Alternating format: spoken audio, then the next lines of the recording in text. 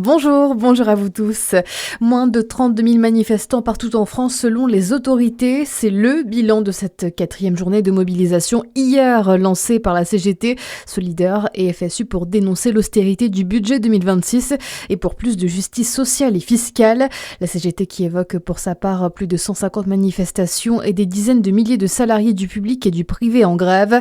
Entre 400 et 500 personnes selon les syndicats, 300 selon la police étaient réunies ce mardi place de la Libération à Dijon. C'est justement une ligne du projet de loi de finances de la sécurité sociale qui inquiète les cités thermales du Jura. Pour les patients en affection de longue durée, le remboursement passera de 100 à 65% et pour les autres de 65 à seulement 15%.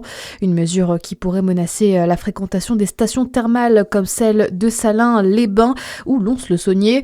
Sylvie Vermillier, sénatrice du Jura, a pris la parole en séance pour dénoncer un non-sens économique.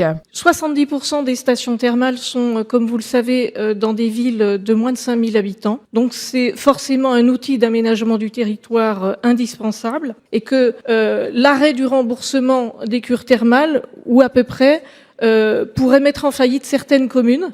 Je prends l'exemple dans le Jura de la commune de Salins-les-Bains, qui est dans ce cas avec des agences au statut public. Et je ne vois pas comment elle pourrait s'en sortir si on déremboursait les cures thermales. 200 millions d'économies que vous pourriez faire sur ce PLFSS, ça ampute notre système de 4,8 milliards de retombées économiques. L'élu a d'ailleurs déposé un amendement pour s'y opposer. C'est une première pour cette ville dirigée par le Parti socialiste depuis près d'un demi-siècle. Le Rassemblement national brigue la mairie du Creusot. Johnny Désiré, creusotin de naissance, agent territorial à la mairie de Châlons au service énergie et candidat. Il établira son programme après une consultation des habitants selon nos confrères du journal de Saône-et-Loire. Parmi les autres candidats aussi au scrutin, le maire PS sortant, David Marty, et Didier Lobera chez Ensemble. Deux trafiquants de drogue de nouveau condamnés à 30 et 25 ans de prison par la cour d'appel de Dijon hier. Ils ont été condamnés pour l'assassinat par erreur d'Oussi Nakar à Besançon le 8 mars 2020, ce qu'il nie. La victime avait été tuée par erreur confondue avec quelqu'un d'autre. En première instance, en décembre 2024, les deux hommes avaient été respectivement condamnés à 25 et 30 ans de prison par la cour d'assises de Besançon. Ils avaient fait appel.